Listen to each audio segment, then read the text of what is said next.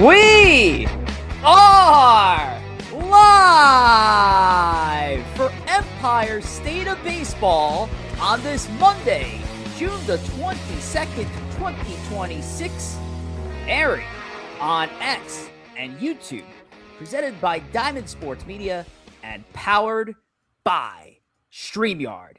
And ladies and gentlemen, although our baseball teams...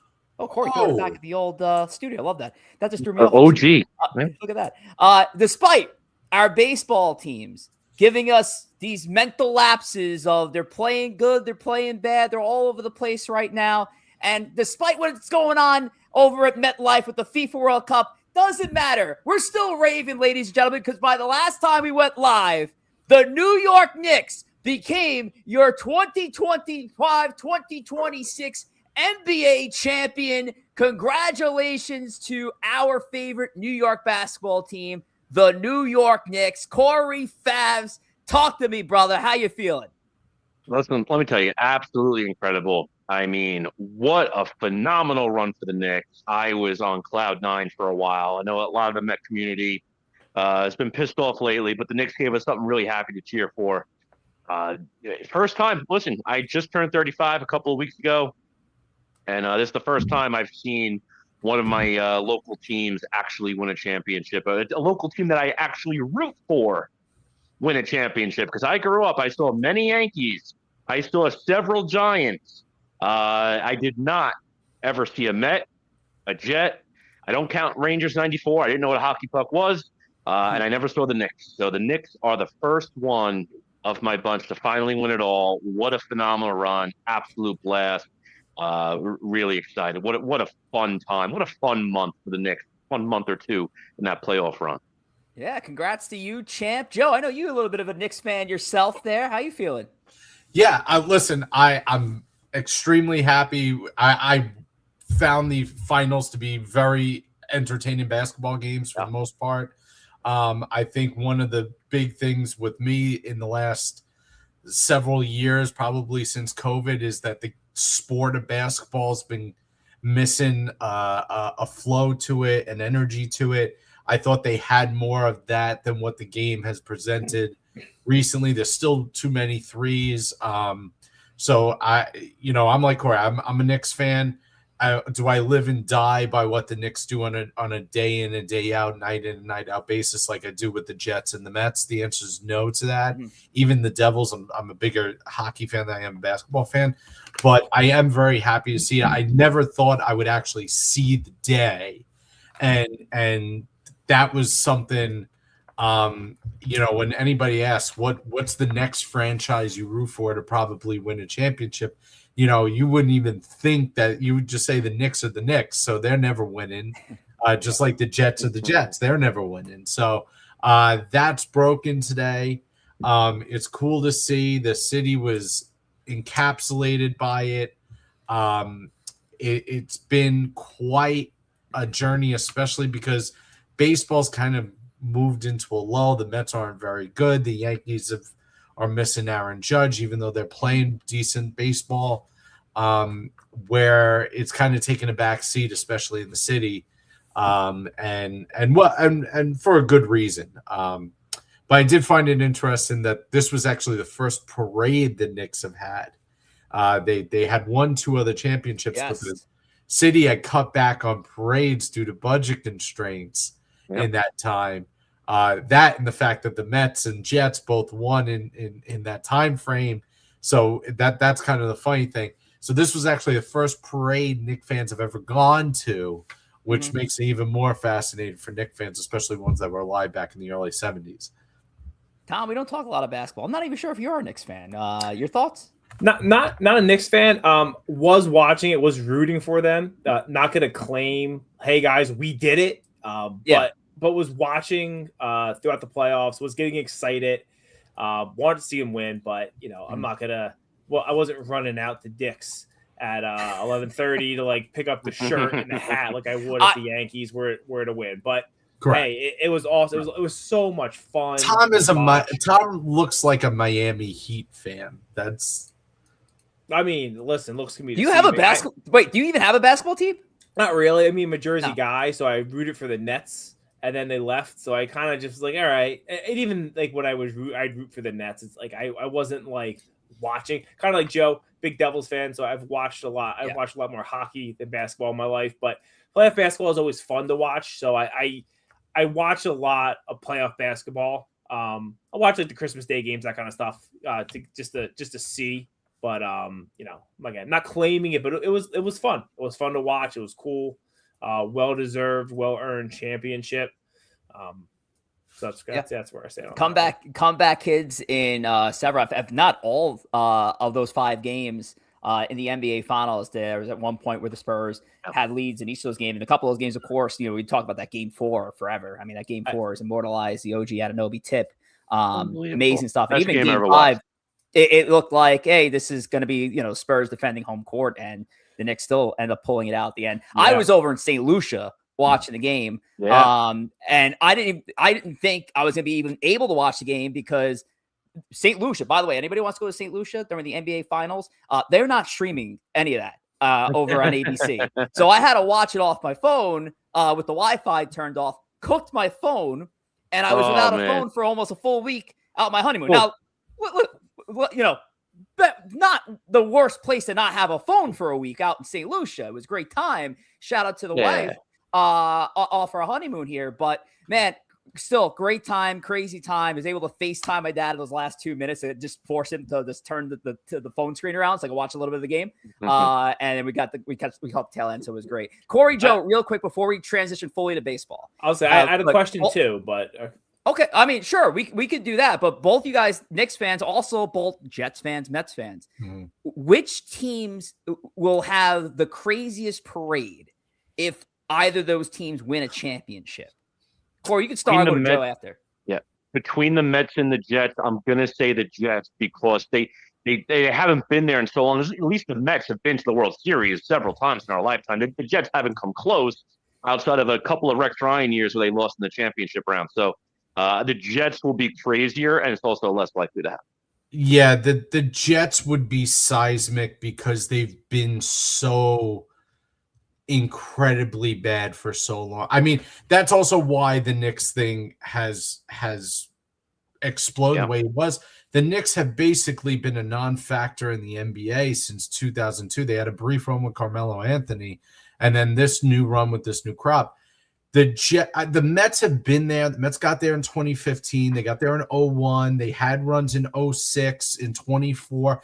The Met fan, even though they want the championship, have seen dribs and drabs of success. The Jet fan has seen nothing of that. The Jet fan has seen 2 playoff runs. They watched their quarterback get hurt multiple times when they were the favorite with Testaverde, with Chad Pennington. They both got hurt, and they had good teams. The Jet fan, they just watched a quarterback that they drafted win one. The Jet fan is starved. And so if the Jets were to win, it would be a seismic shock, not only to the city, but to the entire football. I think I'll go the other side. I think the Met parade would be better. One, I think again, you might be upset to hear this. I think the Mets just have better fans than the Jets. I know there's a lot of the same people. Sure. I think the Met fan is a more informed fan, is a more passionate fan. Jet fans just for the most part just kind of stink. Let's put it this way: at the beginning of every Met season, it's always like this is our year. At the beginning of every Jet season, this is gonna suck. Like that is the mentality. It's the same group of people, but you guys tell me I'm wrong. Tell me I'm wrong. At the beginning of every Met season, it's like this is going to be the year. At the beginning of every Jet season, it's. I think it involves the Jet fan for the last decade has been so downtrodden, right? And I think Jet fans would just all at the same time have a heart attack, so there wouldn't be anyone at the parade. Yep. I think Met fans would. I think Met fans would put on a better parade than the Jet fans would. It's hard to tell because, again, the Jet fan was ravenous when Rodgers got here and played his 3 minutes of football. The Jet fan was ready to go, and then Rodgers got hurt, and the Jet fan disappeared. The Met fan shows hope, and especially because They signed Juan Soto. They have Francisco Lindor. They've spent the money and are in the big boy end of the pool. The Jets always seem to not be in. The Jets are not relevant until they get a quarterback, and they had never had a quarterback. Oh, it seemed like they had that hype with Rodgers, and then then that play happened. But look, let's say, Rich, before we transition to baseball, I needed to take a couple moments here to get just a true sports guy's opinion. Joe, Lionel Messi, all-time World Cup goal scorer record. Just wanted to give you 30 seconds on your thoughts on Messi, the World Cup, the record. Where is this ranking in the pantheon? Is this like Bond's home run record? Is it Ovechkin goal record? Bond's home run record? Where does Messi's goals in the World Cup? What does he have? 6 goals total in 4 World Cups? Like, what are we talking about here? Bond's home run record this World Cup, Joe. He has 5. I wouldn't know the difference between Pele and Polo, okay? Let's be honest with you. I could care less about soccer. And I mean it. If the game happened in my backyard, I would shut the blinds. And the idea close as it can be to it. And I'm sorry, I got a problem with all these fake soccer fans that are latching on all of a sudden to the World Cup. They don't want to people get excited about. No, because it's ridiculous, okay? The sport stinks. It's a non-factor here in the United States. Everybody's like, it's the most popular sport in the world. Do you know what the second most popular sport in the world is, Thomas? Cricket. And do you know how many people give a shit that cricket it has a World Cup? Exactly 0 in this country. Well, yeah, that's because all of a sudden play cricket. All of a sudden, the whole country is encapsulated by soccer because it's the most popular sport in the world. They put on a tournament once every 4 years, and everybody's encapsulated by it. You're all frauds. You're frauds. Tom kind of hit it though. Like when it comes to at least little leagues, like everybody's already talked about. Oh, my kid's enrolled in either little league baseball or little league soccer. Like you really hear kids that early going into basketball, into football. That's like I'm kind of with Tom on that. Although I'm also with you, Joe. I think it is kind of ridiculous that a global sport. We really only give a shit about it for 4 years. We all hop on the bandwagon for 4 years, and for that. What's the difference between the World Cup and the Olympics? Then you give a shit about? You guys watch sprinting all year? Are you following the indoor track? You know what? No, you know what? When Usain Bolt gets to that line, you're like, hell yeah, let's watch. You know what the difference is, Tom? I watch sprint and it's over in 15 seconds. I sit there and watch a 3-hour soccer game and in a 0-0 tie, and I want to deep throat a shotgun out back. That's the difference. One way 3 hours in my time, the other way 30 seconds in my time. What I will say is this: the one ridiculous thing about soccer, and I promise we all get back to baseball. The one thing that I always found ridiculous with soccer is why can't they ever show what extra minutes are left in the game? Yeah, I agree 100%. That always pisses me off. What's so tough about not knowing when the game ends? It's like all of a sudden, I think there's approximately 14 minutes left. I have no idea. Show it on something, on a scorebook, something. Nothing happens in 14 minutes anyway. So why are we playing 14 extra minutes? Nobody scores. Makes no sense. And they flop worse in the NBA. It's a giant game of keep away. That's what the game is. It took 166 episodes to roll through, I think, about every professional sport here on Empire State of Baseball, let alone to kick off ESB with this. But so we'll get back to baseball. But before I get back to baseball, we're going to talk about outerwear, T-shirts, shorts, something that Tom's probably wearing currently with Rhoback. Tom, go ahead. Yeah, I'll be honest, actually not wearing a Rhoback polo at this very moment. Corey Sport went up there. And yeah, normally we talk about the promo code, the TWASP15. Don't need it right now. Rhoback is currently running their longest day of the year sale. Rhoback runs 2 sales a year, one longest day of the year, the other one for Cyber Monday. So actually, if you head over to Rhoback, they think it's a 20% off sale they got going on. You can't stack the code. So, again, no code needed right now. But all those good warm weather things, your polos, your T-shirts, bathing suits, all that kind of good stuff. Head over to rhoback.com. That's RHOBACK.com. And check out the sale. So no code, but just by the sound of Tom's voice, you go over to rhoback.com, you get an extra 5% off what you normally would have gotten. So it's sure. Now listen. based on Tom's recommendation. Listen, would we prefer you to wait like 2 weeks and then use the code? Yeah, we would. Sure. We would. Because we get nothing when you go that way. But we want to make sure we're shouting out good stuff when we see it. So yeah, we're great. We're like a value-added reseller, Tom. Anyway, let's get into the show today. Rollback rundown. We got the Empire Express kick things off. Latest and greatest with Mets and Yanks. We got trick of the trade. Corey and I have today's trades while the trade deadline season is quickly approaching. And we have Checkpoint. Now, Checkpoint, for those who don't remember, Checkpoint is our every 2-3 month segment where we kind of review, deep dive into each of our teams and talk about it, whether good, bad, ugly, all the good stuff. 5 minutes uninterrupted for everybody, and then we give a rebuttal to the opposition as well. So we were supposed to do one around Memorial Day weekend, but obviously we know it's been a very weird schedule here at ESB. Your boy got married. He went on his honeymoon. Corey was in Charleston. We had people on vacation. People were enjoying their families. We had Mother's Day, Father's Day, all these great things happening at the same time. So we are going to be back on our regular schedule starting today. We are not going to abandon you for a further Monday unless there's some ungodly emergency, act of God, something. But we are back here every Monday, 8 p.m. Eastern time. For all our other programming at ESB, I'll have more on that a little bit later on tonight. But make sure to stay with us at least every Monday at 8 o'clock, starting right now. So there are 28 people in the building. I know we could do better numbers than that. I think they're all watching the World Cup, Joe.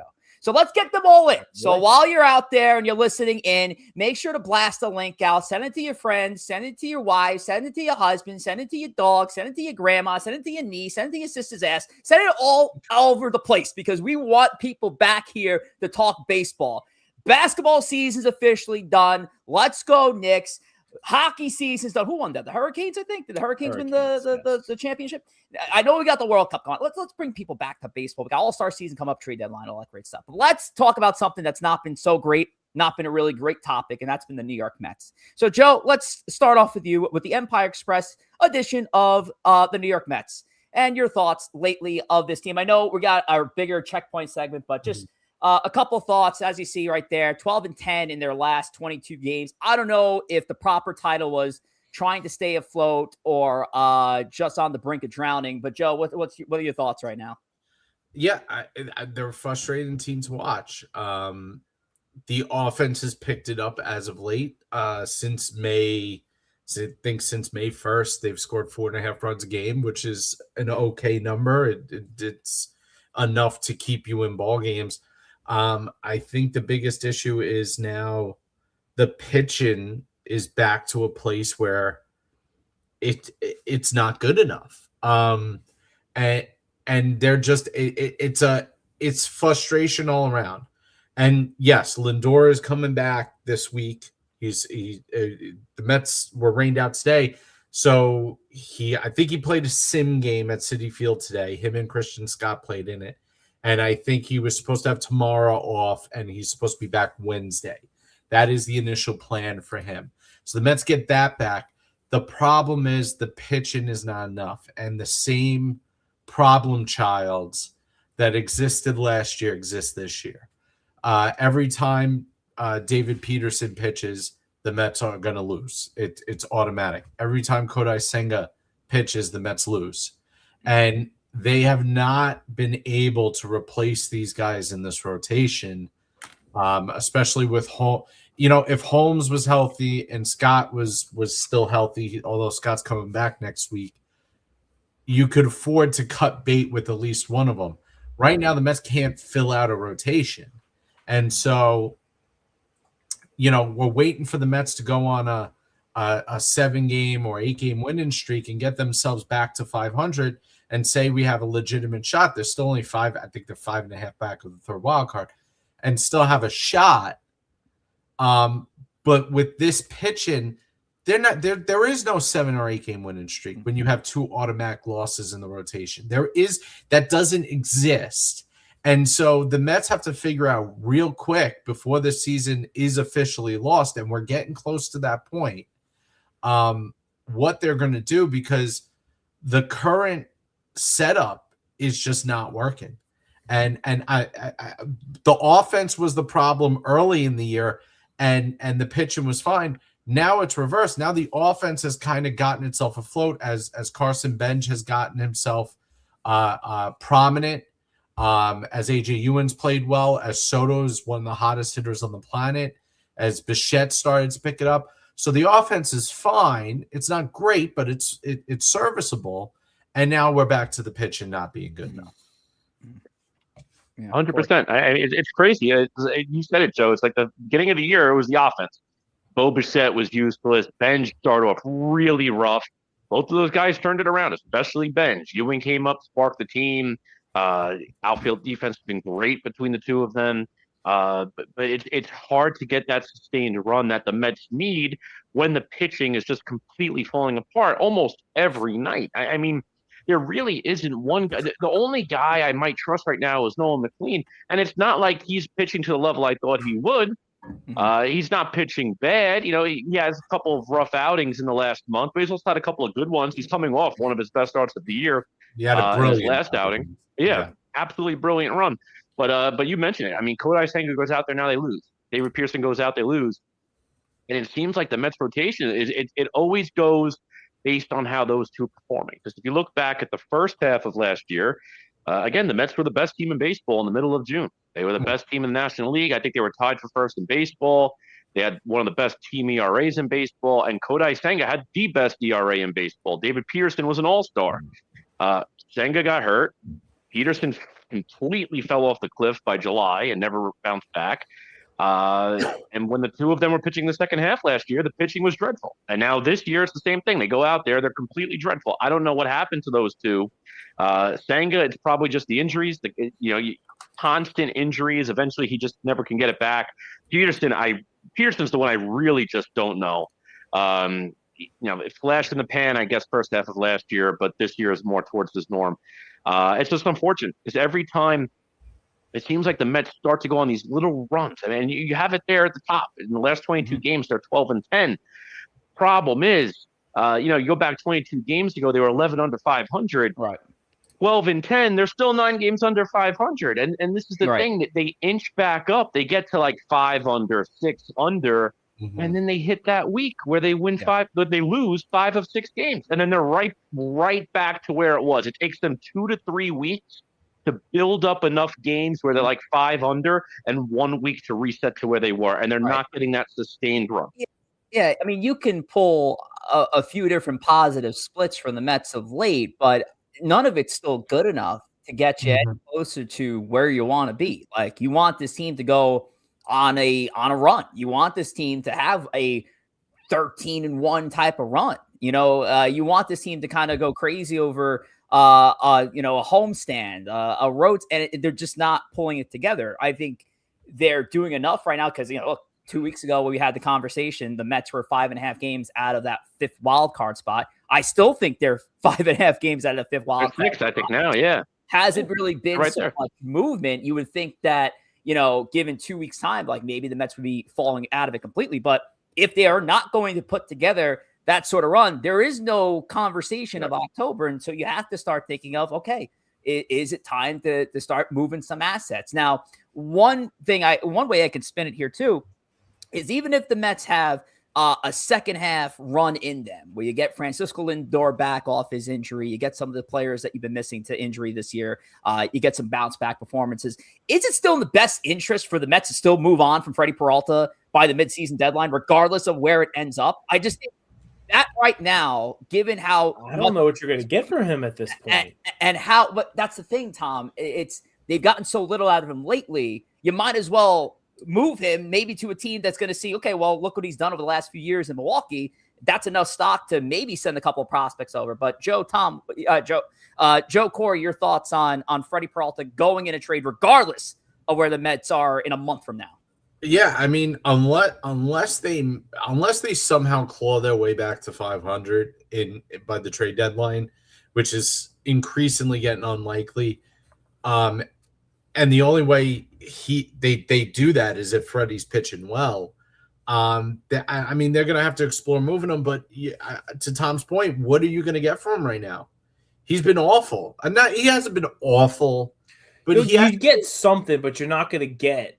You're not going to get what you gave up for him. That's for He sure. hasn't been good, and so, you know, I don't.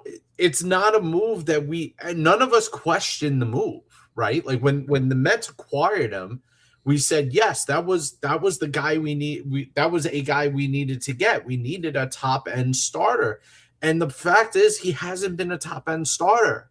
And part of the other thing is McLean is a rookie, and we can't expect McLean to be flawless every time he's out there. As much as we like the kid, as much as we see Cam Schlittler.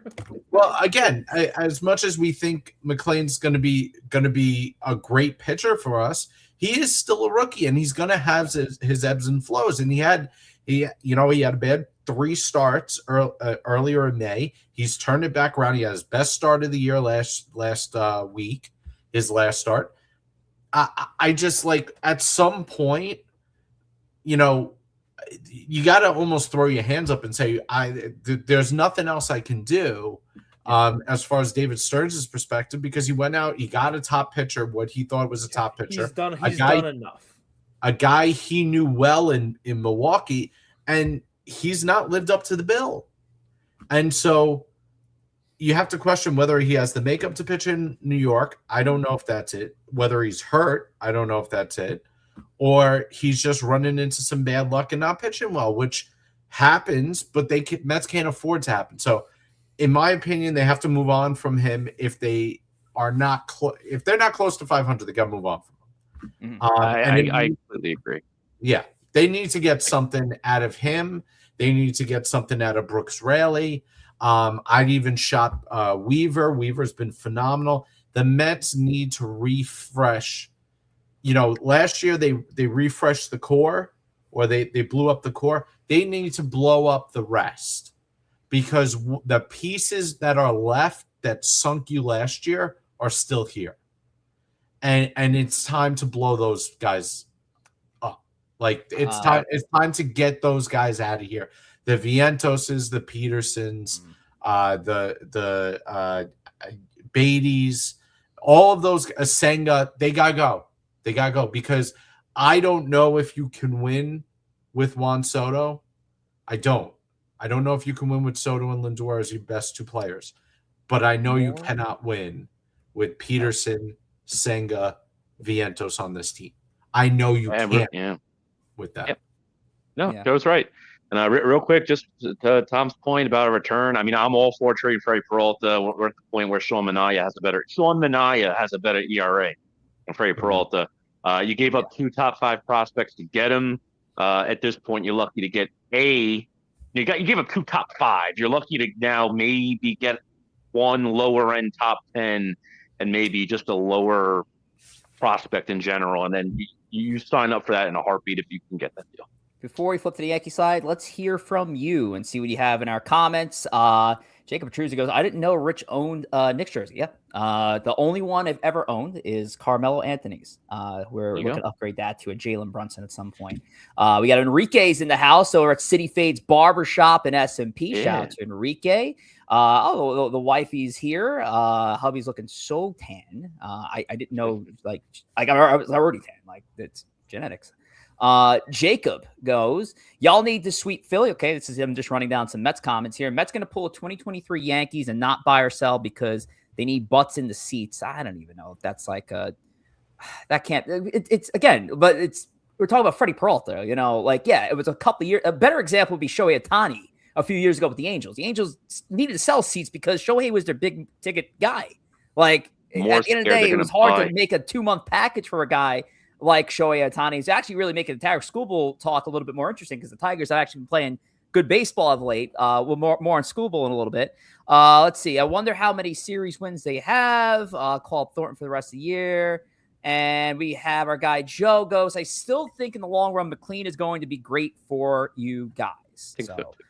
I'm not worried about McLean. I'm not. It comes down to location and control. The stuff is there. The stuff is as elite as any pitcher in baseball. Joe, wouldn't Williams net you more than Weaver? Weaver's pitching better though. Mm-hmm. Weaver has been phenomenal for us, I gotta say, and I think I think the Mets have Weaver in the right. Well, Weaver is a setup guy. I'm convinced that that's his role. He has been nothing short of fantastic. He's had one or two bad outings earlier at the end of April. Since then, he's basically not given up a run in a month and a half. Yeah. So May 1st, I think was the last time he gave up a run. I think is what I saw out there. Yeah. So Luke Weaver doing it. Former Yankee. Let's talk about one of the two of them. To be let's fair. Let's talk about current Yankees, Thomas. Let's talk about the New York Yankees of late.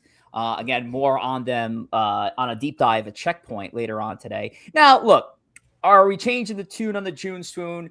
10-7 thus far in the month. Right now, the Yankees are trailing 5-3, top of the 8th inning against the Tigers, who I just mentioned before are playing much better baseball of late. The Yanks have dropped, I believe, 3 of their last 4 games against the White Sox and Reds. So, if this score holds, it'll be 4 out of the last 5. So it wouldn't be a favorable split. But I think all things considering, Tom, I mean, this team is still without 3 of their most important players on this team. They just lost Trent Grisham recently. They're running out a lot of kids, running players out of position, just more out of necessity because they have an influx of shortstops right now. They don't know who's the right third baseman to start on certain days. You have some bad plays being made in the field. The pitching has been hit and miss. So, Tom, your thoughts of the team of very late. I know we're going to get more into it later on today with Checkpoint. Yeah, you started it with, avoiding the June swoon. And, since we had our last episode is when, the big man went down officially, Judge being gone since I think his last game was the very end of May. So it's been this month. And the Yankees just really need to continue to kind of survive while he's out. It's no surprise. The AL stinks. So, the goal, I think, for the Yankees, while Judge is out and then while Stanton's out and that sort of stuff. Now, Grisham, like you mentioned, is, play a little. I think saying 500, considering how bad the AL would be setting the bar too low. Play a little above 500. Play 5 games over, 10 games, 5, 6, 7 games over 500 in that span. Right. Get yourself back healthy, and that's what they've been doing. You said that they're 10-7 this month. Again, they're currently losing now, but working to kind of fight their way back against the Tigers. The team has issues, and I know we're both going to get into that later as we keep talking about our our checkpoints later. That there's things that they got to fix, but there's still been a lot of good. And I think they just got to continue to do that. And as long as they continue to do that, they'll stay not just in the AL, but stay in the AL East. The Rays, they've cooled down quite a lot. They seem like they couldn't have lost, like a month ago. I felt like they kept winning and winning. Some of that magic, I think, kind of ran out. The brand of baseball they play is very different, and I think it's they very much play on the knife's edge, and it's not falling for them right now. Yankees got to continue just, playing, again, a little over 500 ball. And I think you got to feel good about them in the AL. And then, listen, we can, at that point, we can bring it back to what we started the show with like the Knicks. Why the Knicks went through a pretty bad Eastern Conference. We can agree on that. And then everyone said, oh, but they went through this bad Eastern Conference. They're going to lose to the big bad Spurs or the Thunder. And guess what happened? They showed up and they got it done. So why couldn't the Yankees go through a bad AL potentially and beat a team like the Dodgers or what the Braves have been doing this year? I don't see a reason why we can't. We're getting really far ahead of ourselves. But I guess point being, again, AL stinks.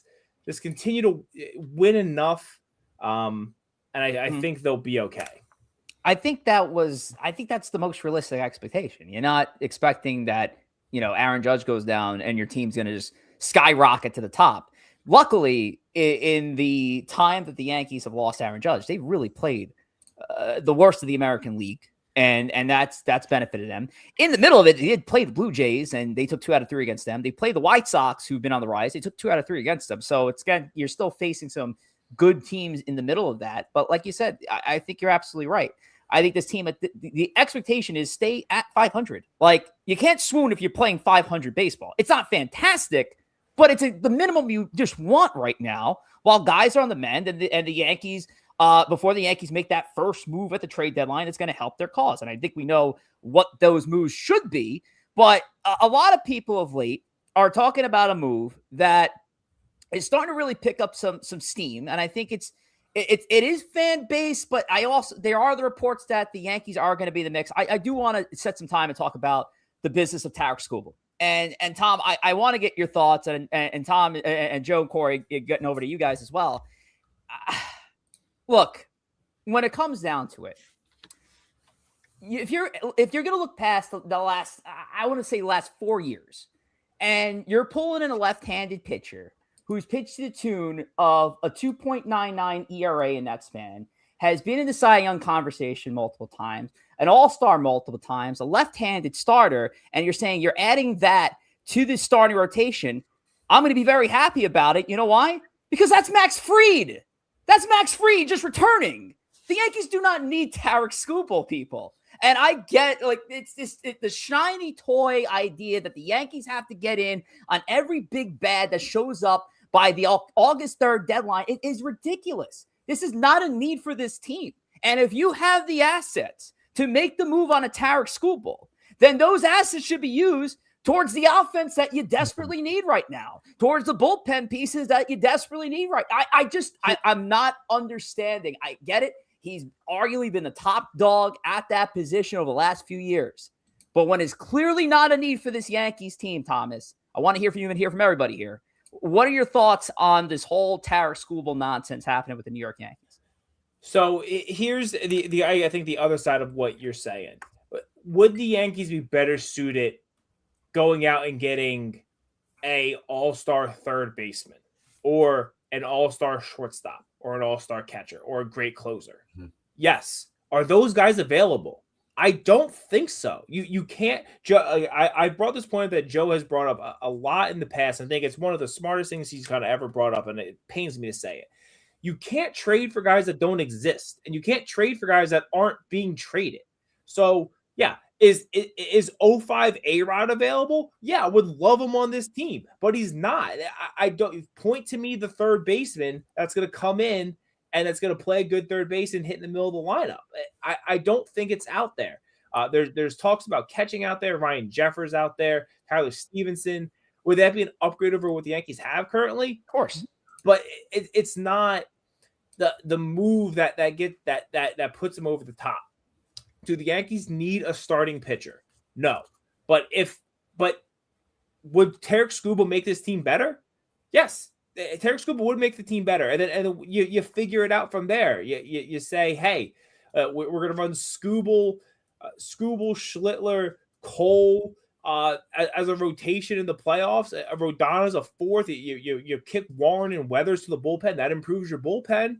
You know, you could do that. Clark Schmidt should be back by the end of the year. Put him in the bullpen. That improves your bullpen. If you gave him the choice of listen, you can go out and get an all-star third baseman and two rock-solid relievers or Tarek Skubal, I would take that other package. I just don't know if it exists. Tell me who it is. Who are the guys you're looking for? But I'm going to tell you. But Tom, again, I think we're attracted to the shiny object here. You know what the best version of the Yankees team is? When Aaron Judge is back, when Giancarlo Stanton's back, when Max Fried is back. If they do add a catcher, and if they add one more bullpen piece, and I think that's a team that can run. Joe, go ahead. I know you're my thing is Skubal, and I've said this before. Skubal changes the landscape of baseball, but I would argue that the team that is least improved by him is the Yankees if they acquire him, because they don't really need him. They're not replacing a pitcher with Skubal that needs to be replaced, and ultimately you're running a 4-man rotation in the playoffs. If you can't win a World Series with Fried, Schlittler, Cole, and Rodon as your rotation, you're not winning with the addition of Skubal. That means he didn't hit. If you lose on that rotation, either a pitcher blew up at a unideal time, or you didn't hit, which is the most likely scenario, which is what has caused the Yankees to lose in the past. So my thing is, wouldn't you better be served? And I know I'll throw the name out there because Tom wants a third baseman, but I'll throw the name out there. Wouldn't you be better served going after a guy like CJ Abrams? I know he's got problems, right? I am fully aware of that. He's hitting 286 with 17 home runs this year and a 367 on base percentage. Yeah. Wouldn't you have and you could take a guy like Caballero, put him at third, put CJ Abrams at short where he's comfortable, and you've now improved both positions. You could do that, and you still have a McMahon on the bench to substitute late in games for defense. Wouldn't you be better served going out and getting somebody like him and a Ryan Jeffers to round out your team at that point? Because if you're going to get Skubal, the bidding on Skubal is going to be high. This is not going to be a normal rental where you can skate by with two top 100 prospects. He's going to command top tier prospects because if the Brewers get him, if the Braves get him, all of a sudden they are on par with the Dodgers when he pitches ball games. And so the price is going to be high. The price is going to start with Lombard and ERC, regardless of it's a rental or not. So I don't know if it will. But Tom, I'll put it to you this way: the Brewers are going to be in, right? The Brewers are going to be in. The Brewers have 5 top 100 prospects. Just going off the rating, for example, they got the number 1 prospect in baseball in Jesus Medina, right? They got the number 16 ranked prospect with Luis Pena, and they both play shortstop. One of those guys is going to be on the table, and they're both ranked equal to or above George Lombard. So if they offer one, automatically the Yankees have to include Lombard. Oh yeah, but yeah. My point is that you brought up CJ Abrams. CJ Abrams is a lot different of an acquisition than a Tarek Skubal because Abrams isn't a free agent until 2030. So you're making that trade to say he's my shortstop for the you probably have to give up Lombard in a deal like that, but it's a shortstop you have for 4 years. It is your guy now. Yeah, but if you believe he's your guy, then sure. But like, I don't know if you necessarily believe that. I don't CJ Abrams is that you say, listen, I'm comfortable making this the guy for the next 4 years. You'd have, I don't know. I don't know if that's, and I don't want to be the one to put this out there because I never wish this on anybody, and I don't even like talking about it. But guy's coming off loose bone surgery, like it's another risk I just not willing to take. Well, right now on somebody who at this point is a luxury. Well, right, and here's the other thing. Let's say you do get Skubal, right? By the way, I don't think the Yankees are going to get Skubal. I don't think so. I don't think so either. Clear. I do think other teams could use him more and certainly can offer more. My point is, if the Yankees need to do what they need to do to make the team better, and if he's the best option, you would find a way to make it work. He would make the team better. My thing is the starting pitching isn't going to be what sinks the Yankees this year. It'll be either from the bullpen or it'll be from the offense not scoring enough runs. My question is, if you were to go out and get Skubal, it's going to cost you a ton in prospect capital. So then what does Cashman do to improve the areas that actually are of need? If your offense is going to sink you, it's going to do it with or without Skubal. If your bullpen's going to blow the save, it's going to do it with or without Skubal. Yeah. So the question is, if you get Skubal, you still have areas to improve. And then all of a sudden, you're saying, we're all in. We're emptying the farm. We're emptying every cupboard we can get to win. If that's the case, fine. But the Yankees can't get Skubal and stop because they have other needs that are actual needs that are going to be the reason that this team loses, and it's not the starting pitch. I think, and I got to get on my point too. Maybe I'm the only one. I think there's only a handful of teams in the league that should go hard after Skubal, and I think the Yankees are firmly one of those teams. And how many times we've done this show this is the 5th season.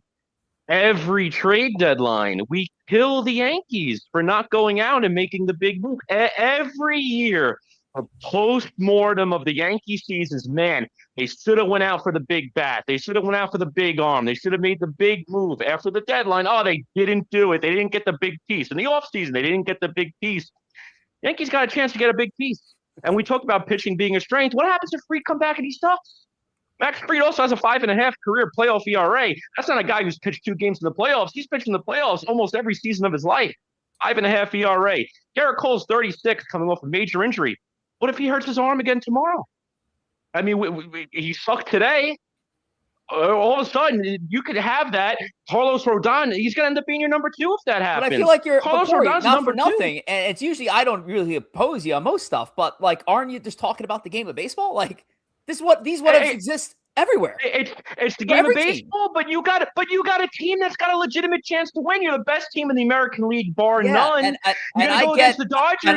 How many lefties do the Dodgers have? Freeman, Ohtani, Muncy. Over the last few years, they've missed out on the big boat, but they missed out on the big boat in a position where they need that player. But to Tom's point, where are you getting a third baseman? The best third baseman you could probably get is Bo Bichette from the Mets. Honestly, I'm not even joking. It's Bo Bichette. We don't even know Bo Bichette. Guys, I just mentioned the Tigers have been one of the hotter teams. Yeah.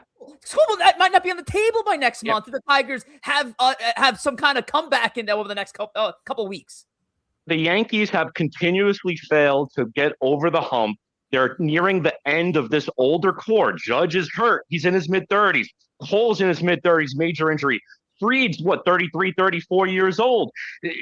Goldschmidt is on the verge of retirement. All these guys, they have an old team. Go all in for one. They need to win a World Series. They need a bat, though. They need a young. Who gives a fuck if they need a bat? You're going to get the best pitcher in baseball. We don't know. The only bat you're going to get is Bo Bichette. He's the only third baseman available. Who are you going to get? You're going to get Brett Beatty? Mark Vientos?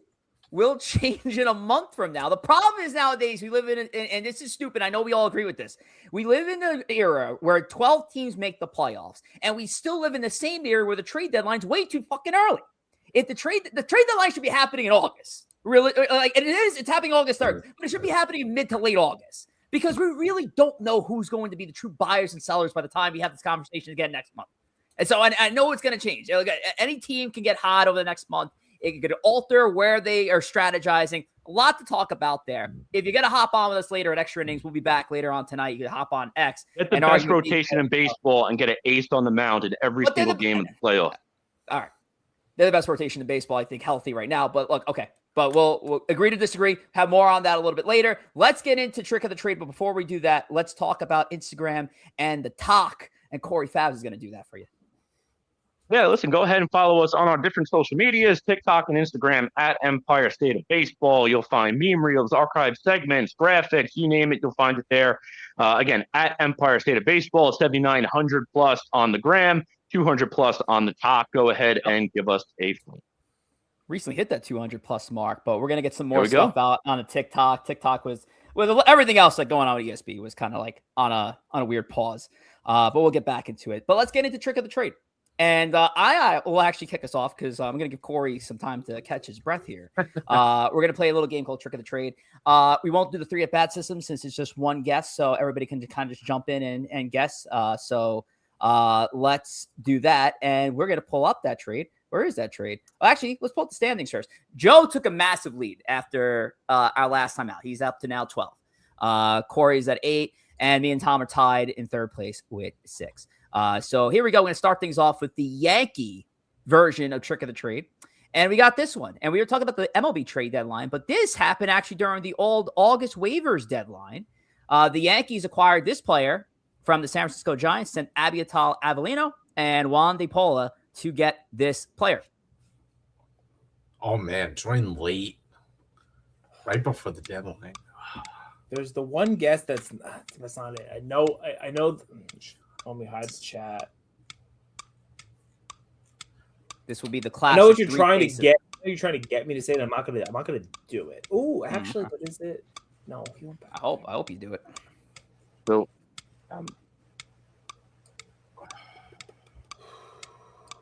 old waiver deadline. See, this is the way the Mets got Addison Reed. The waiver deadline used to get some good players. Waiver deadline was fun. Yeah. To Li's bullpen point in the chat, the Mets got Addison Reed as a 5 ERA at the waiver deadline, was their setup man for 4 years, and Tyler Clipp, 4.5 ERA, was their 7th inning man, pitched to a 2 ERA down the stretch. You could find 2 bumps at the deadline and make them cool. Relievers are fickle. Corey, stay out of the chat. What are you doing, buddy? Oh, yeah. Oops. There's no answer there anyway. None that I know. I'm not going. There's one answer. I'm not going to go with the player. So, I feel like I know what the one answer is in the chat. I feel like it's wrong. Giants. Waiver deadline. Giants. He was still no guesses from anybody.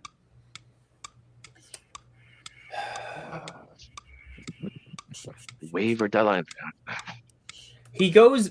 I thought he is a Giant after, but I can't remember if the Yankees got him from there. I will burn a guess on Mike Tauchman, but I'm pretty sure it's wrong. It is not Mike Tauchman. Okay. Good guess. We actually did that trade. Was he a Yankee? Joe Panic. No. Not Joe Panic. Oh, I was going to say that too. I was going to say Wagner college kid though. So. Yeah, I think he was a Met. I don't think he was ever a Yankee. K for Joe. Definitely not a Yankee. Corey, what do you got? I just got to throw one out there. We're not going in any particular order, so Joe and Tom, you can take your second guess if you want to go for it. You just got 2 Ks. This is the OG K system.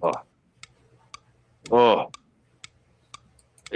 Urshela. I don't know how the Yankees got Urshela. It is not Gio Urshela. We do have a correct guess in the chat. I will leave it at that. Now, considering that we are coming up to the All-Star game, this player was an All-Star. Was an All-Star. Could have been with the Yankees. Could have not been. Was an All-Star. Was an All-Star. Yeah. Certainly was an All-Star, yeah. Was the Beard Wilson a Yankee? I'm going to go with Wilson the Beard. Brian Wilson? Yeah, Brian Wilson, yeah. Brian, not during the old Yankee policy. How about Mark Melanson? That great guess, Joe, but that is not Mark correct. He started as Yankee. For Corey, 1 for Tom. Came up with the Yankees. I think Melanson had multiple stints with the Yankees, if I'm not mistaken. He came up with them. God. See, that's the thing. Corey's point. Waiver deadline is weird because sometimes like really good guys go at the waiver deadline. Yeah, All-Star. You never know. You could always get those random good players that maybe had a bad year. A waiver deadline trade. Like the Tigers dumped him. I don't think I'm wrong. Possibly, I don't remember. So it's something weird like that. You do another hint, Rich? I'm waiting for you to take your next guess. If you're gonna do another hint, I'll just take a strike for the hint. Sure. Keep it moving. He's an active player. Active player. Ooh.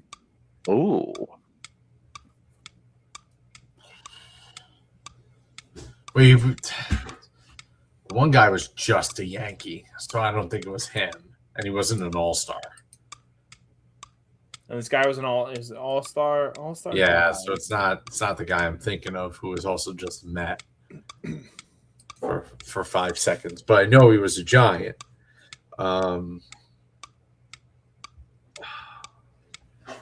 All-Star. This guy ever a Met, Rich? Nah. No. We're fishing for it. No, right? Not a former Met. Was a Yankee for a hot second. We're gonna be running late tonight, I got a guy who was a Giant, and the Yankees get him around this time. But is this could be one of those like weird, like I can't believe this was a waiver deadline. Is this how the Yankees got Andrew McCutchen? It is how the Yankees got Andrew It McCutchen. is how they got crap. McCutchen. Andrew McCutchen is the correct wow. answer. Great job, Tom. Yeah, Andrew McCutchen pulled at the very last minute of the waiver deadline in August. I know you wanted me to say Wandy Peralta, but that's later. I was trying to do it where I was trying to find the last Yankees trade. Also, at the you shady little bitch. I think this guy was an all-star. He won a fucking MVP. This guy.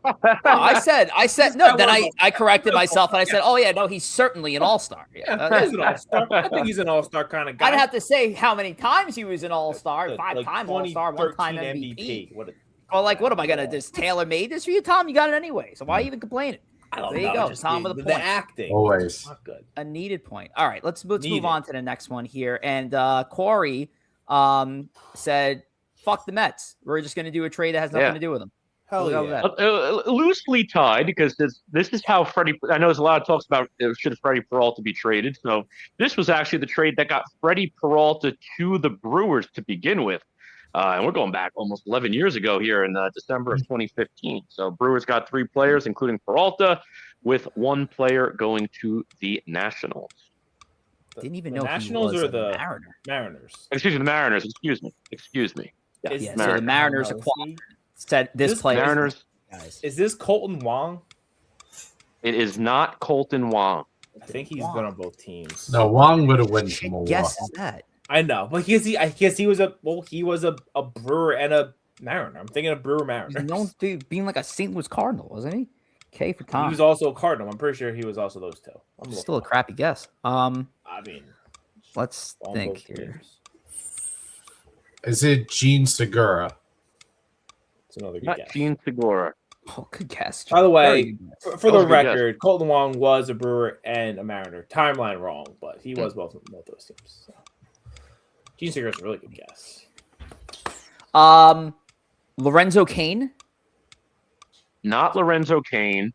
I'll throw in a hint. He might have still been in case. It was an offensive player. That'll be the first hint. Offensive player.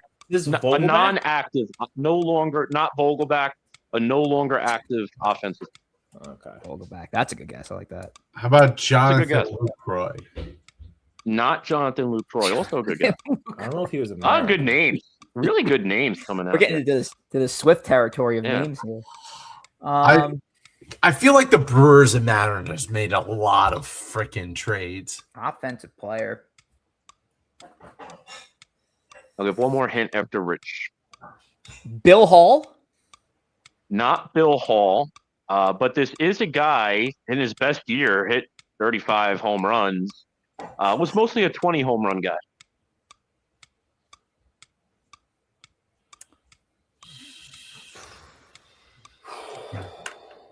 20. Best year 35, mostly a 20 home run guy. Also not really known for the Mariners, but he made his way out there. Was more of an American League guy. Tigers win 5-3 final. 2015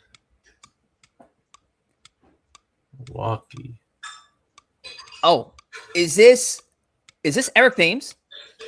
Oh, you took not out of good my guess. mouth. Good guess. That is Good guess. I think he got traded from Milwaukee to guess. Seattle, didn't he? It's possible. When you Yeah, said I could take a look. Yeah. when you said American League Good guy, guess. that took my other thought out. All right, I'm Kate out. Yeah, American League guy, 20 plus home runs, typically 35. Never an all-star, ironically, too. Never an all-star. Even at 35 home run year, which is insane. 35 home run. There's another.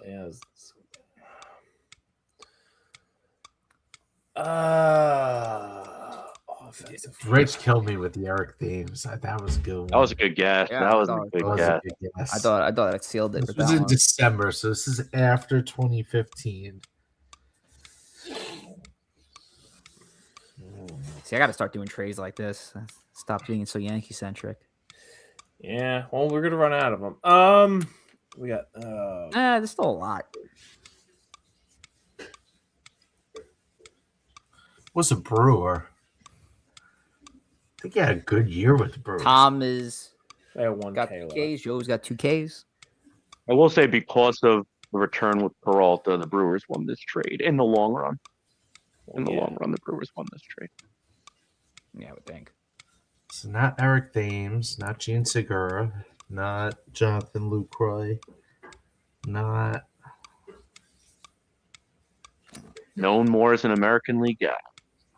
wouldn't be Seager. Wouldn't be. I have another one. Oh man, I know I can't guess anymore. Just if these two guys don't get it, come back to me. I have one more that I want to pull. Tom, you guessing? This is wrong. He was. I don't even think he was married. I'll say Ricky Weeks. I know it's wrong though. Not Ricky Weeks. Like the guess. Not the guy I was thinking I just know now, it's but I wrong. did think of him for a second. I couldn't think of who.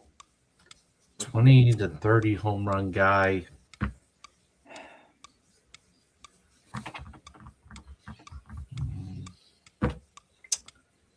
.270 hitter lifetime. Oh shit! Good player. Corey might go I'm immaculate looking here. Now I'm looking this Adam up. Lind. What was that? Adam Lind. It's Adam Lind. You Oh shit, my really? God! It's Adam Lind. It's Adam Lind. Jesus, Joe. I knew he had a really good 2015 with the Brewers. Or It's Adam Lind. That's, I pulled that one out. that's, I don't know how. AL guy. I mean, right, questionable.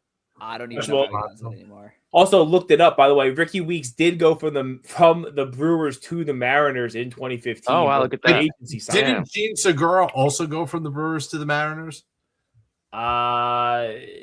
He was on both teams. I don't know. I think he's. the other- I don't know where he started. The other guess I had in my back pocket was Logan Morrison, but clearly not correct. Adam Lind. I was thinking of Russell Branyan. I was thinking Russell Richie Brandon too. Sexton's too. Richie Sexton, but Nah, that's like that 10 would have years been way later. No, Yeah. way late there. Mariner. All righty, Joe, you two, let's talk about it. All right. You can find us on X live, but YouTube is our preferred platform. Why? We can interact with you, the chat, here on the show. So do us a favor, go over to YouTube, type in Empire State of Baseball, and hit that subscribe button. It's free. And you can go over there and view all of our shows, reels, etc. And join the over 500. Where are we at? 79. 579 subscribers. So we're inching our way to 750. So help us get there, and that'll help as well. Absolutely, you heard the man. By the way, Gene Segura went from Arizona, then to Seattle. So he did have a stop. Okay. But All 2015 was also his last year in Milwaukee.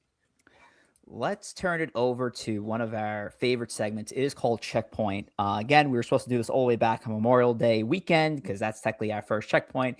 Weird schedule since. So we're doing it a little late. We'll catch up mid-season, but we are doing the season's beginning version of Checkpoint. So what we're going to do is each of us is going to take the stand for an uninterrupted, and that's key, uninterrupted 5 minutes. You hearing that, Joe? Uninterrupted 5 minutes.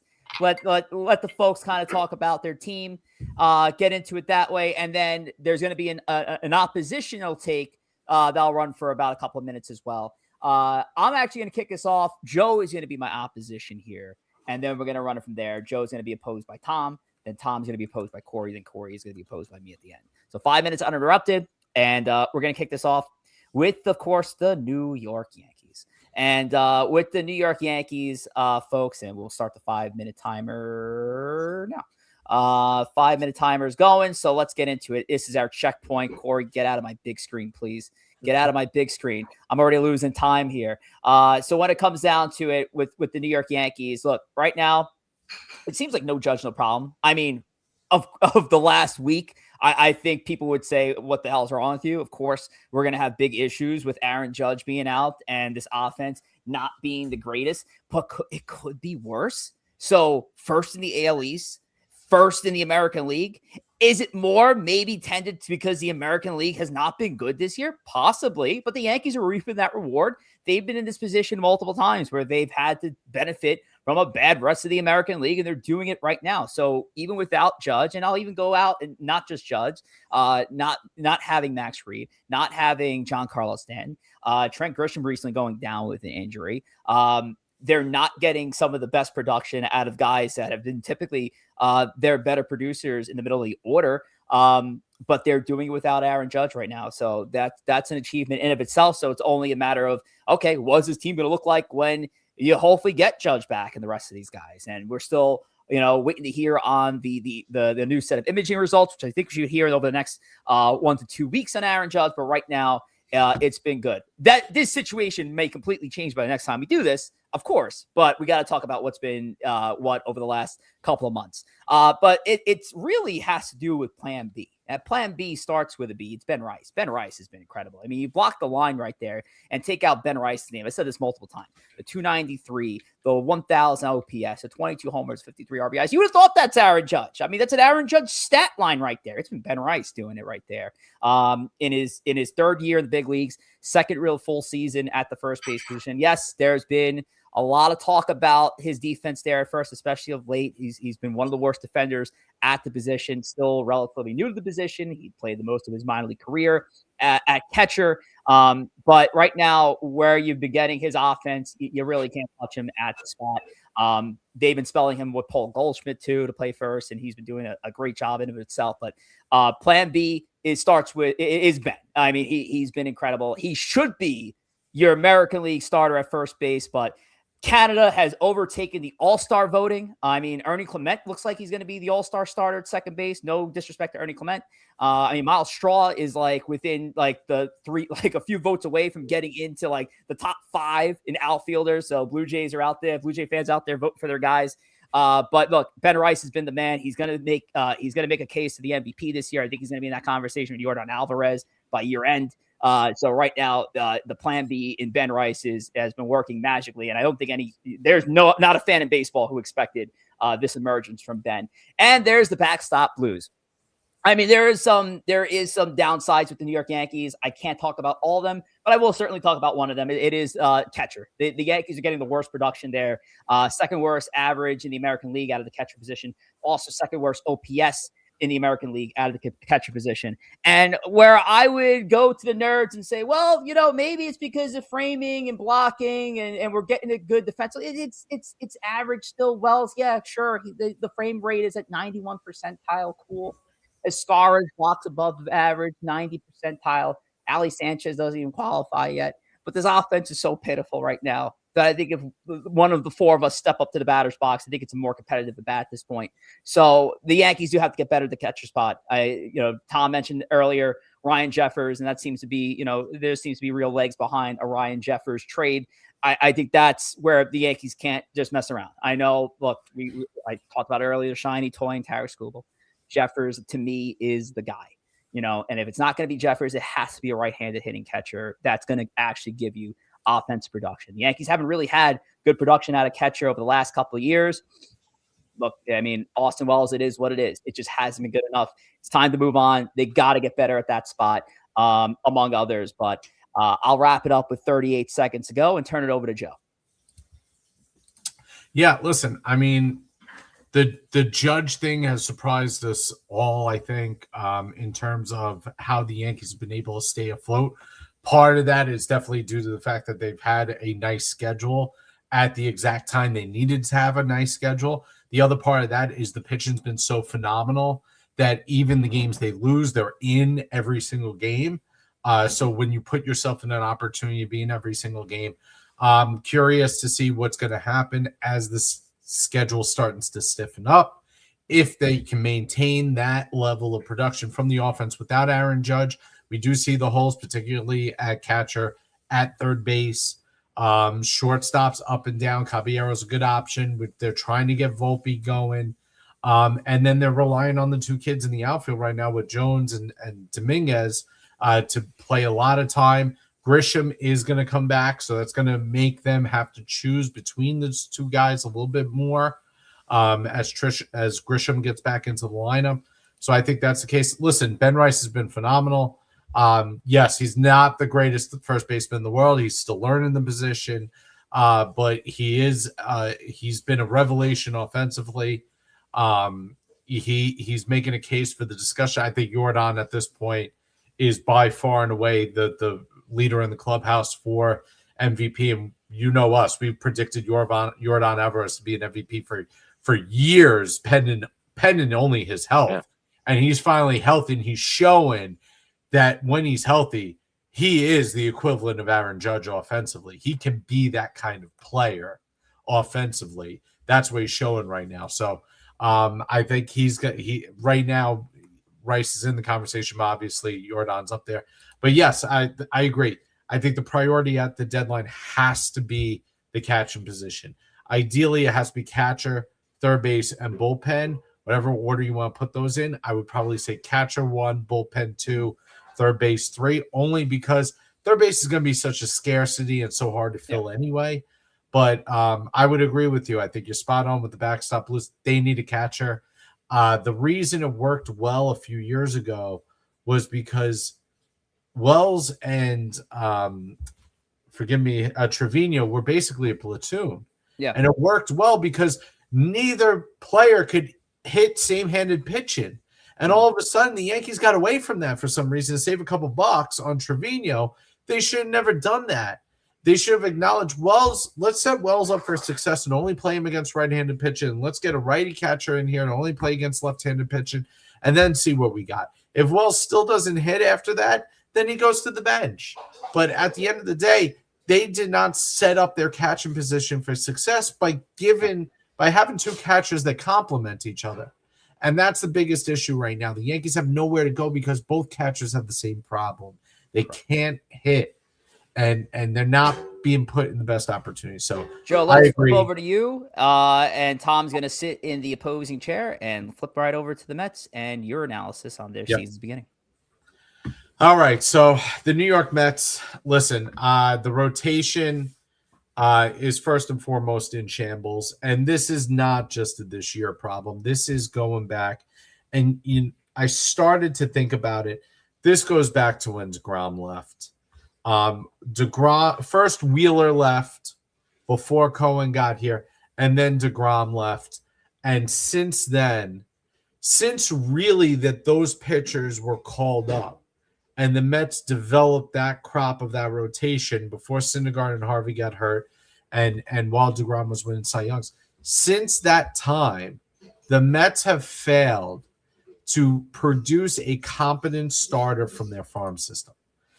They used their farm system to acquire guys like Marcus Stroman, who filled in nice shoes. They used free agent money to acquire Max Scherzer, to acquire Verlander briefly. They did well with acquiring Severino and Minaya in 2024 and getting the most possible out of them. But when David Peterson is the best pitcher your farm system has produced since 2015, that's not good enough. And the writing was on the wall for this. And we can go into free agency failures. Polanco hasn't worked out.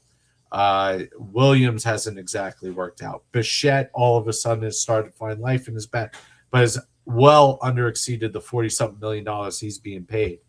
But the biggest culprit of what has failed the Mets and why the Mets, I think, were doomed to fail no matter what they did this offseason, whether they brought back Alonso, whether they kept Nimmo, no matter what, the farm system over the last decade, which has been run by 9 different men in the GM chair, has failed to produce competent ball players since on the pitching side since DeGrom and Wheeler showed up, and on the offensive side since Alonso showed up. The farm system has failed to produce anything from 2019 through 2025. Your franchise is doomed if that's the case.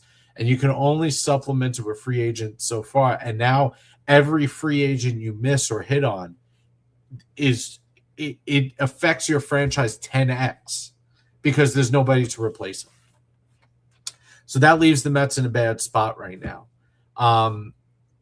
The free agency failures are a a symptom of the actual condition. That is not the disease. They shouldn't be building as much as they are through free agency. They have chosen that route because the farm has failed to produce competent baseball players for now almost a decade. And that is the biggest problem. That being said, the hope is here. Carson Bench is here. Christian Scott has been phenomenal. Nolan McLean, despite having a couple struggle starts earlier in May, is here. The Mets, all of a sudden, if you look past the fact that they have 5, 6, 7 guys on this roster who need to go, the Mets have slowly and surely shown you they might have a core moving forward. And the core is led by homegrown guys with Juan Soto at the top.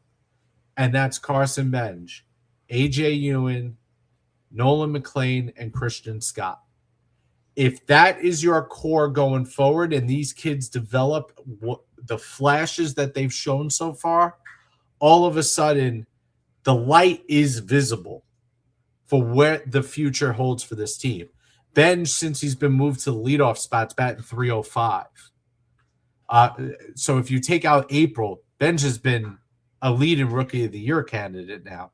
Scott, coming off of Tommy John, has had 3.10 ERA. He's got a small hip impingement. They said he's fine. McLean has shown that he can be a top-tier starting pitcher. 30 seconds. And so the hope is there. The rotation, the failures in free agency, the failures of within the organization for the last 5 years are what is bringing this organization down, and they have to fix that soon. With 12 seconds to go, Tom, take it away. Sorry, just had to unmute myself there.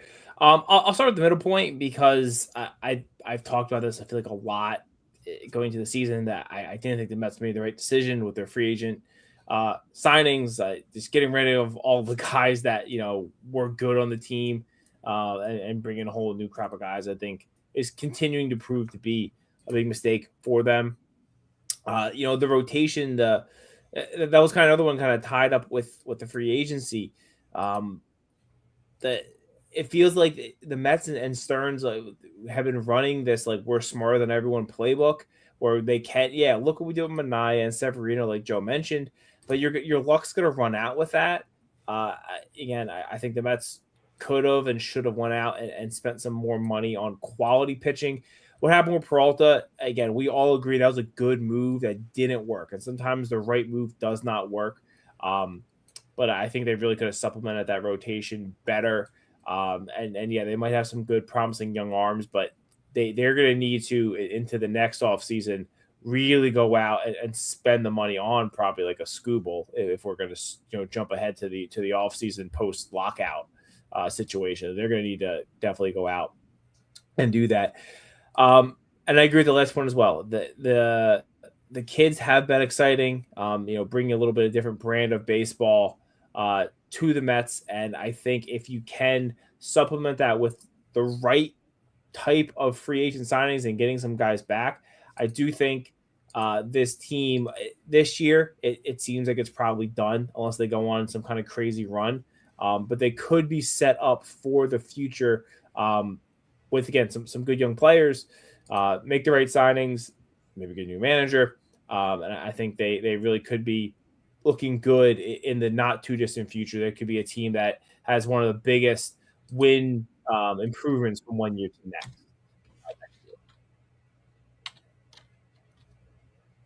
All right, Tom, take it away. We'll throw Corey into the opposition. Sure. We'll start with Cam Schlittler again. I introduced you guys to Cam Schlittler. You guys want to know who Cam Schlittler was if it wasn't for me. So you're welcome, everyone out there. Were Yankee fans excited about him going into the season? Absolutely. Did we think he'd be the favorite for Cy Young towards the end of June? No, we won it. I looked it up. He was about a plus 4,000 on the board to win Cy Young. Start of the season, he wasn't a top 5 favorite to win Cy Young to start the season. And he has been incredible. Just crazy stuff. You really kind of can't believe kind of what we're seeing out of him, and it's been great. Cody Bellinger, I just think he needs to get more of his flowers. Rich was talking about Ben Rice for MVP. And if you go by the odds, he is the best chance for the Yankees to get to win MVP on the Yankees side. I think Cody Bellinger's been a better player. Yeah, Ben Rice might have some better offensive stats.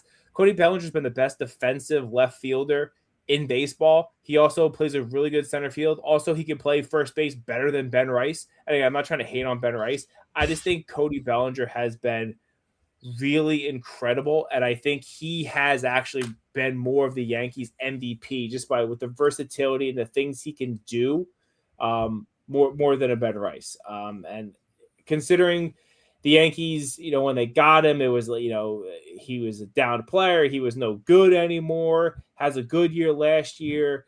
In the free agency, it was touch and go there for a while. A lot of DJ LeMahieu comps are being thrown out there of let's not give this guy all the money. Look what happened when we did it with DJ. And he's just gone completely the opposite way. He's great. I think he's been incredible. And then the last thing, the biggest issue the Yankees have is the bullpen. I think they feel you can feel pretty good with Bednar back there. Fernando Cruz has been good. Joe talked about Jose Trevino earlier. They traded him to get Fernando Cruz. So yes, they did trade a catcher, but to get probably your second best reliever at this point, it's a pretty good move. The question is, how do you improve the bullpen? I'll be honest. A lot of this show, I've been scouring Spotrac to see who are the pending free agents next year and the year after, relievers wise. And there's not the big studs out there on the teams that would be trading them, especially teams that would trade them to the Yankees. So I think the Yankees could be in a situation partially like last year, a little bit of a grab bag, hey, let's go get a Gregory Soto. Let's go get the kind of guys of that ilk who have been good relievers, but they're not the hey, we're going out and getting ourselves a new closer type guys. I think some of that's going to have to come from within. They're going to eventually have to kick guys from their rotation to the bullpen.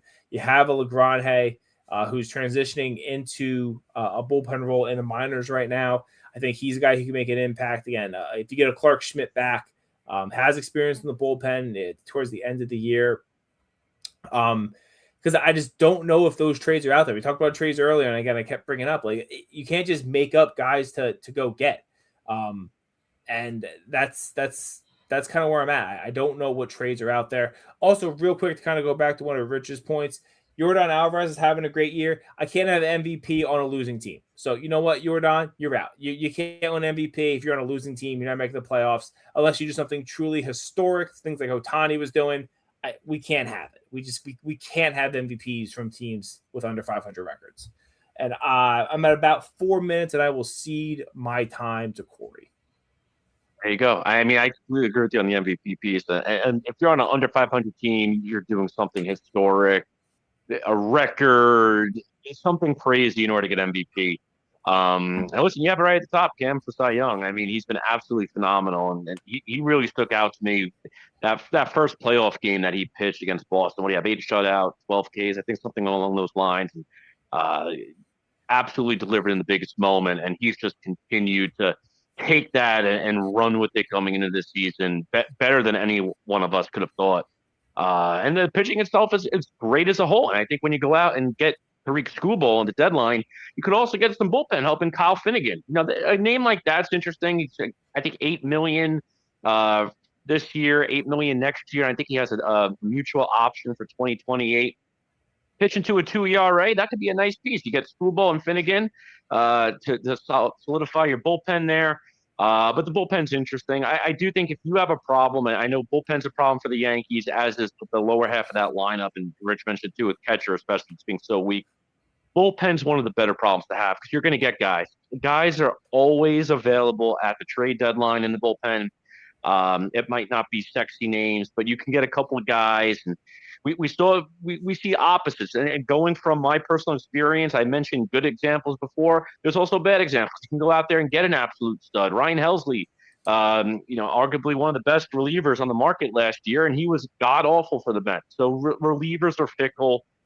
You could catch lightning in a bottle. I think there's some names to be had. I like Kyle Finnegan with Screwball at the deadline for the Yankees. For the bullpen, you're going to get at least one arm at the pen. I feel confident about that. But with that rotation led by Cam Schlittler, I mean, that's you're set up for success, and you're the best team in the American League, bar none. Corey, let's throw you at the top. I'm actually going to sit in the opposing chair, and for our final checkpoint on the Mets, take it away, Corey. Yeah, there we go. I mean, listen, this is a team that really is on the brink of oblivion here, and it's hard when a team is 6 games out. It's still June 22nd. It's hard to say it's over. I've seen way too many crazy things in baseball. I've seen larger leads blown and jumped around in a much lesser time frame than what's left in this season. So the season's definitely not over, but it feels mentally as close as it could be. A lot of reasons to what I said before. Every time this team makes a little bit of a run, it's like a 2 or 3 week grind just to get back to like 5 under 500.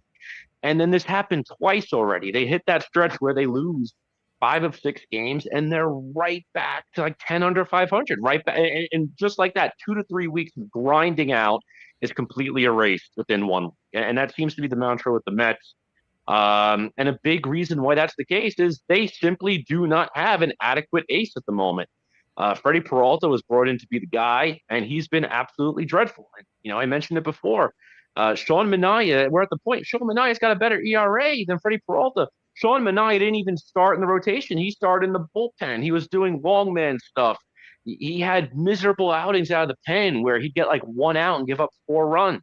He's got a better ERA. He's actually been somewhat serviceable. He's pitching into the 5th inning, giving up like 2-3 runs. You could live with that at the very, very end of your rotation. You cannot live with it with the guy who's supposed to be your ace. And I look at Mets teams for the last 2 decades. Even when the Mets had a dreadful team, they always had that ace they could turn to, whether it was Johan Santana. They never went to the playoffs with Santana. Whether it was R.A. Dickey, they never made the playoffs with R.A. Dickey. Those were 2 aces. Matt Harvey, I know he was only ace for a year or 2, and then he got hurt, and then DeGrom kind of took over. They made the playoffs less times with Harvey than they did. Jacob deGrom, again, the Mets missed the playoffs more with Jacob deGrom than they made the playoffs. They always had those aces where you could turn on the game and say, okay, I really feel good about tonight. This is a game I think we win. They had that stopper that could stop a long streak. The Mets simply don't have it right now. McLean would be the only one I could trust. And like Joe said, he's rookie. He's going to have some tough outings. He's had a couple tough outings the last 2 months. He's looked a little better though lately, coming off his best start. So we'll see. And then finally, prospects or suspects. And this goes, I know we'll talk about it at the deadline. You don't want to undervalue, but you can't overvalue prospects either. And I look at this last regime of Mets prospects. I love the young core that Joe mentioned. Those guys are great. The newbies, the new rookies coming up. But the last regime of prospects really have been a complete failure. The baby Mets. Alvarez is the best of the bunch. I can't trust him to stay healthy. We thought this was going to be a 30 home run hitter for the next decade. I can't trust him to stay on the field for 30 games. And it's not like you could DH the guy because every time he gets hurt, more times than not, it's at the plate, not behind it. So DHing doesn't help you there. Brett Beatty always has a phenomenal spring, always has a phenomenal 2 weeks to start the year. You think, great, this is the Brett Beatty year. It always ends up back in the same story. Ronnie Mauricio, next one on that list there too. He's an interesting case because I feel like he always has a big moment. He always gets these walk-off hits, and he has a couple this year too. He always has these crazy moment walk-off hits. Then he goes 0 for 20, and then he gets hurt and misses 2 months. And that's the story with Mauricio and Mark Vientos. I mean, he's the most interesting of them all. He was a big part of the Mets' miraculous 2024 run. By the way, the Mets are pacing significantly worse than their 2024 team. They were already back to 3 under 500 at this point, not 9. Vientos was a big part of that run. He flashes power. He has like 2 games in a row with a home run, couple of doubles. Wow, Mark is back. And then same thing. Then he goes to looking borderline useless. He can't play the field. He's an absolute shit show out there. So that last four, those are 4 guys that I'm not even going to say if they all lived up to their potential. If they lived 75% to their potential, this is a different Mets team right now because those guys are playing. It would be a different team. And these guys did not live up to the hype. And that's why you can't get reckless, but you cannot be afraid to trade prospects to make your team better when you're in a win now spot. That comment was definitely directed at me for still being afraid to get the school deal done. 15 seconds ago on Corey Favs. Great job there. Look, yeah, I mean, there's not a point I disagree with you with. When it comes down to the A spot, yeah, it's a very interesting situation. I mean, we had certain hosts on here that said Nolan McLean's a top 20 pitcher in baseball, before the season. I mean, that's that. But look, when you're going in with such high expectations after how he finished off 2025, like, of course you're thinking that Nolan McLean is going to be a big fixture at the top of your rotation. Now, of late, Joe mentioned earlier, like it's been he's been on a better trek of late, so hopefully you can still build on that.